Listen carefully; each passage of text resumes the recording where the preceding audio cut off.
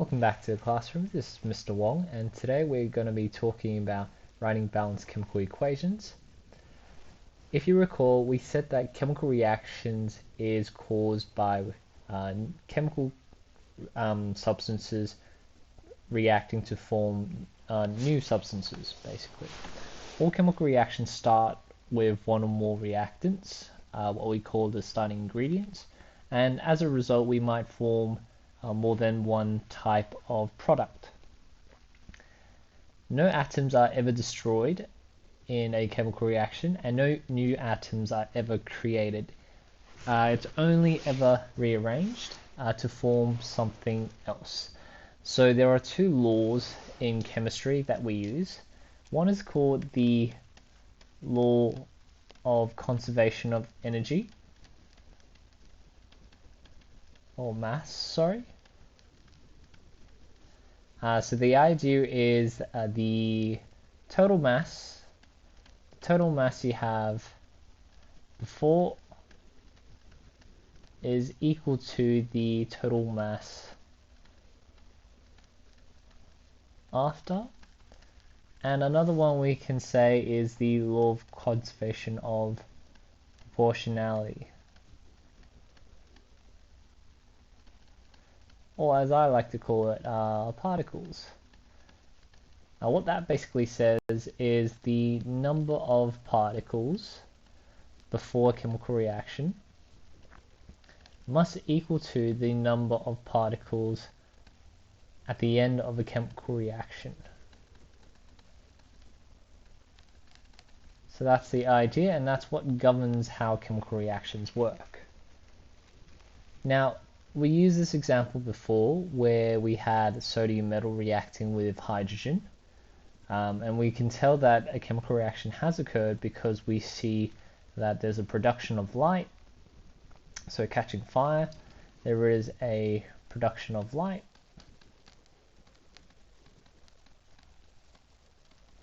we see there is the fact that things get inflamed means there must be some kind of production of gas, and obviously at the end we also see a production of heat.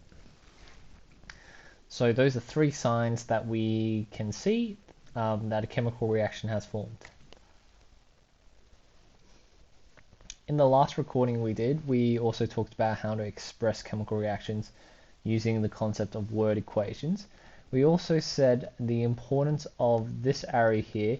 It tells us the direction of the reaction, as you recall. So this arrow here is going from left to right, which tells me that the reaction is going from here to here.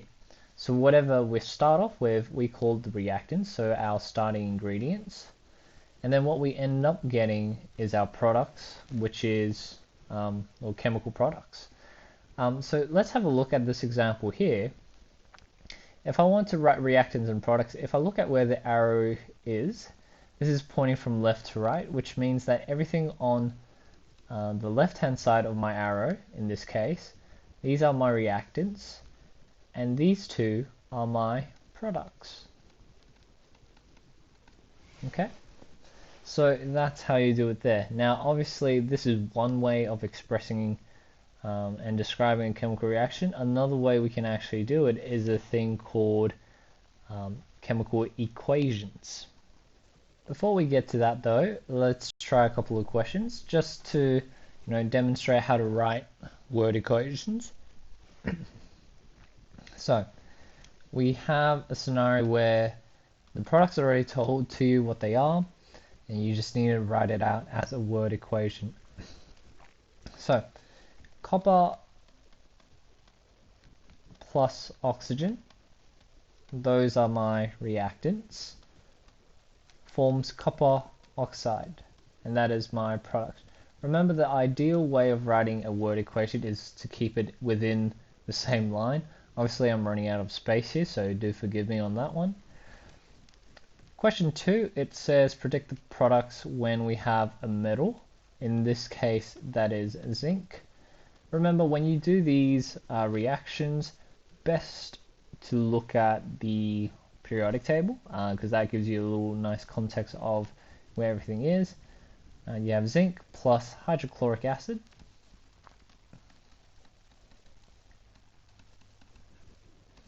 Forming a particular product. Now, according to this, we will get hydrogen. So I'm just going to quickly write down hydrogen here. And then we form a metal chloride. Now, if I look at this, chloride is an element of the periodic table, so I don't really need to worry about that just yet, but I need to work out what's the metal of this reaction. So if I look at this here, the metal of the reaction is zinc. So I formed zinc chloride. Now, for those who are really aware of what zinc chloride is, it is an ionic compound. So it's made up of a metal and a non-metal. So there you go. When we get a metal-non-metal combination, this is actually what we also call a salt in chemistry. Now, what you might hear as table salt, that's sodium chloride, that's a salt we eat, but if we have any combination of metals and non-metals, we just simply say it's a salt. So that's kind of what it is. Okay, cool. Alright, so we talked about the concept of the law of conservation of energy, and the idea is the total mass of the reactants before a reaction should equal to the total mass we have after the reaction here. So if I look at some of the chemicals I used here, if you actually use your calculator and calculate it out, we can see when we add these two quantities, 16 plus 2 times 32, that's equal to our 44 grams plus 2 times 18. So the mass will always stay the same when it comes to a chemical reaction, so long as we're in a closed system. Now, you might wonder what exactly is a closed system. Now, imagine perhaps you have, let's say you're cooking. That's usually the best example here. So let's say you're cooking some kind of pasta or whatever, and you're trying to bake the pasta, cover it. Okay, you cover all that up. We're basically saying all the ingredients you used originally, that in mass that you had initially before you baked, when you take it out, you should have exactly the same amount of mass after the actual cooking process. Because if you actually think about it, chemistry is basically cooking. The only difference between cooking and chemistry is one, you'll probably be okay eating it, depending on how skillful you are at cooking, and then the other one, you probably shouldn't be eating at all. So take that into consideration. Not that it ever stops some kids trying to eat in the lab. Okay, so if we have a look, one of the simple examples you can actually use, you need vinegar and sodium bicarbonate, which we also call baking soda. So if you have these at home, by all means you can have a try of this little experiment here. So you have a balloon, you have maybe some kind of glassware, and you have vinegar at the bottom here. If you poured that baking soda in there, and you made sure this is nicely sealed, so it's a nice closed system between the glassware and the balloon, and you put it on your measuring balance measure or weight balance, you'll see the balloon inflate, so we can see that's a chemical reaction forming. But hopefully what you should see is there is no change in mass. So that's kind of showing the law of conservation of mass there. By all means, try it at home if you feel like it. Okay, so the next thing we're going to talk about is just understanding chemical symbols. So previously we talked about writing chemical formulas. So these are what we know as chemical formulas. So this one here and this one here. What you need to understand firstly is what these numbers here represent. Okay, so this small number 2 here, we call that a subscript. So subscripts tell you how many atoms there are. So here I can see that there are 2 atoms of oxygen, Okay, I'll change the color up. And here, this value here, although we don't see a number, remember 1 is redundant. So what we can see here is we have 1 atom of carbon here. Okay? This 3 at the front is what we call a coefficient. It tells us how many molecules there are. So how many groups of that particular molecule. So this 3 here, so that tells me there are 3 groups of carbon dioxide. But within that group, within the carbon dioxide itself, I still only have 2 atoms of oxygen and 1 atom of carbon. If I was to look at the total number of carbons and oxygens, so the total amount of carbon, that would be 3 groups of 1. So 3 times 1, that would be 3 carbons in total. If I look at the total of oxygens, I have 3 groups of 2. So I have 6 oxygens in total. So that's how you can kind of work it out based on our subscripts and coefficients. Okay, so let's have a look at this question here. Which of these chemical formulas will best describe the box below? We have sulfur, we have hydrogen.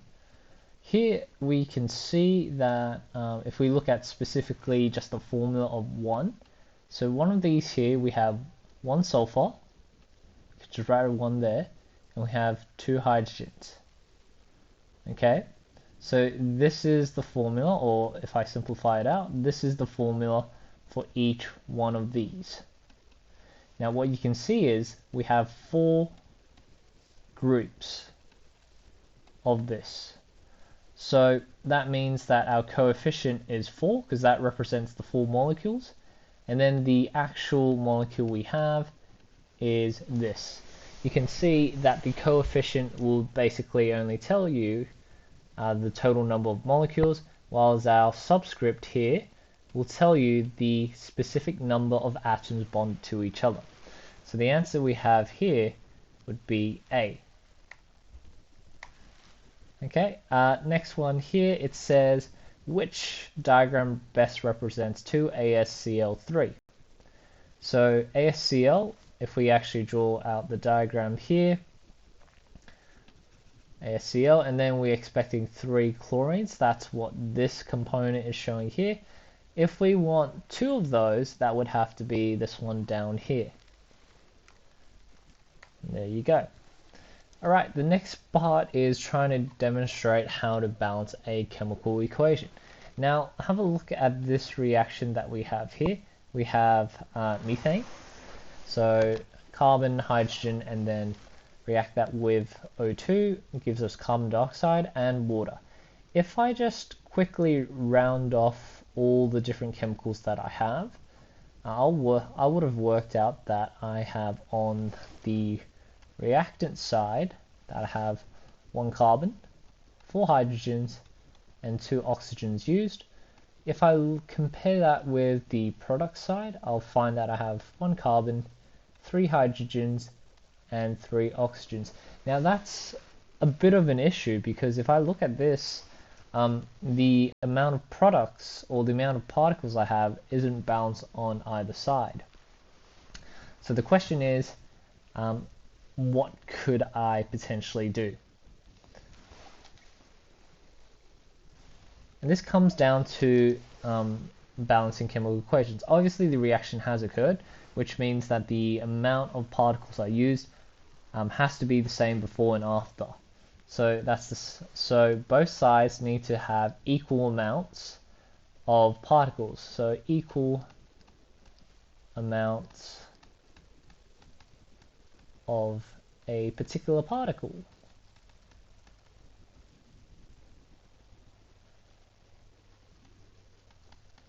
Okay, So what can we do? Now firstly, let's work out which one is the non-odd number out.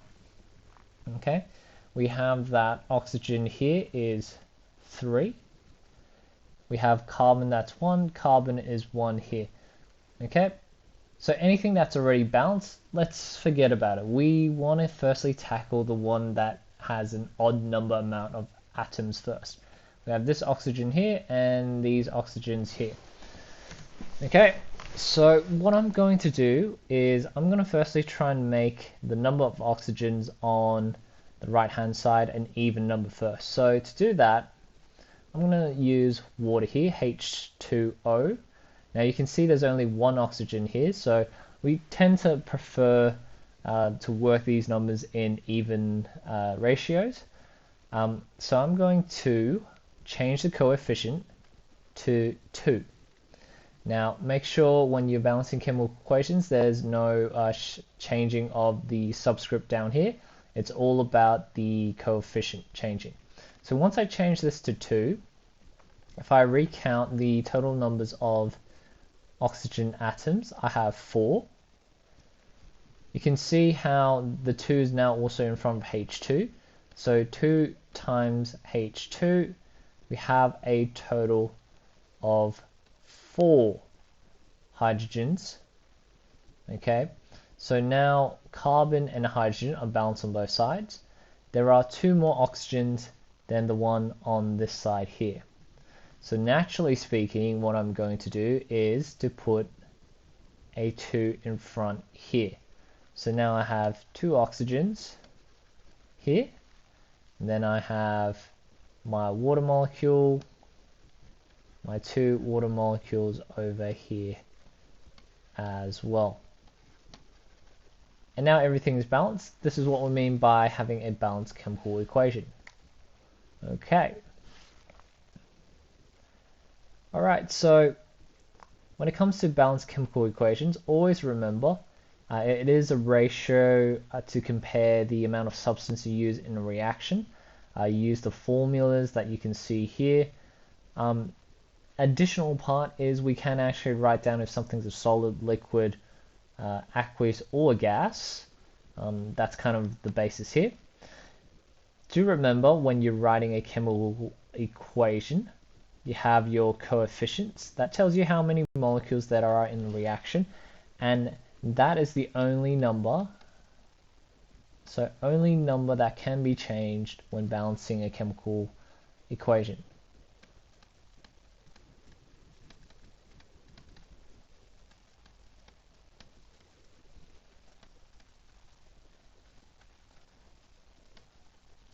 So only thing that can be changed when balancing a chemical equation. Okay, that's the idea. We have our subscript, so that tells us how many elements are in a molecule. This can't change, so this number can't change.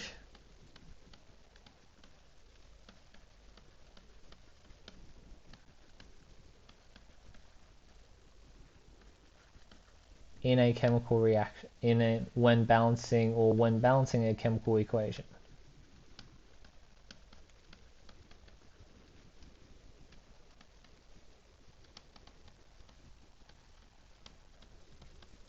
Awesome. Okay, so the next activity I want you to have a go at is the PhET simulation. This will actually help guide you in balancing chemical equations. So use the link. But just before I go into that, I just want to quickly highlight some rules when it comes to balancing equations. Like I said, subscripts cannot be added, changed, or removed. You can only change the coefficients. The coefficients can only ever go in front of the chemical formula. It cannot be in the middle or at the back. If we have a symbol or group of substances surrounded by parentheses or these brackets here, that means that we can multiply it by 2. So when I have NO3 bracket 2, that actually means I have two nitrogens and 6 oxygens in total. You need to multiply them like so. Okay, so I'll just use one example. When you're on the simulation, they'll give you 3 examples of practicing. You can see when we're working with balancing equations, we can only change the front coefficient number. We can't do anything else. What I recommend you doing if you're not comfortable in working with ratios just yet by yourself, then perhaps what you like to do is use some of these tools that can assist you with the balancing. My suggestion is maybe start with the bar tool. What you need to do is firstly start everything at 1, because obviously you need molecules to have a reaction. You can see by just looking at this reaction here, I have a lot more hydrogens compared to the left hand side, and I have a lot less nitrogens compared to the left hand side here. Now remember the rule of thumb, we always try and make sure we balance the odd number atoms first. So in this case, on this side, let's make this into a 2. So now I have 2 nitrogens and 6 hydrogens. I have equal amounts of nitrogen on the left hand side, but I only have 2 hydrogens on this side here. So what coefficient should I make this to make sure that I have 6 hydrogens in total? Let you think about that for 2 seconds. Okay, so remember the coefficient will always multiply to your subscript. So what can I times by 2 to make 6? The answer would be 3. Okay, so that's how you work it out. That's an example of how you balance out chemical equations. Hopefully you found this video useful. If there are any things you need to, refresh on or just to clarify on, please feel free to rewatch the video. And so until next time, stay safe and I hope you enjoy your learning.